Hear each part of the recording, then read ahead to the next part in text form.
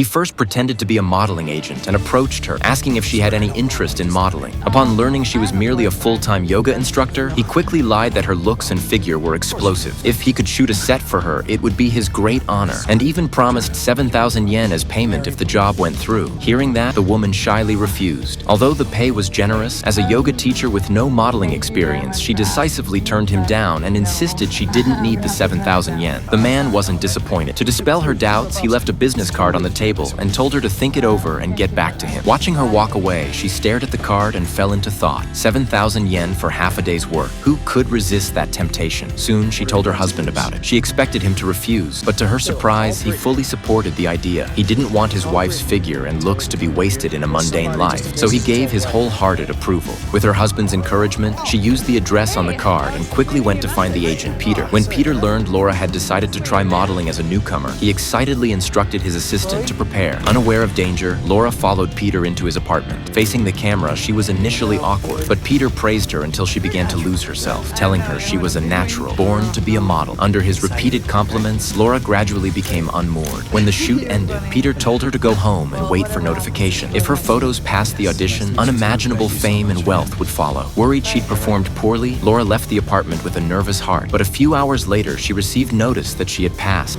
Isabel, congratulations. It's Chloe from the photo shoot. Peter was right. The client's booked you. If you want to do the shoot, we start tomorrow at noon, same place. Please call this number to confirm. The news made Laura quietly delighted. Could she really be a natural model? She quickly shared it with her husband, who was thrilled. If his wife could easily earn extra income, why not? The next day, Laura returned to Peter's apartment as arranged. When the door opened and Peter saw her, he couldn't hide his delight.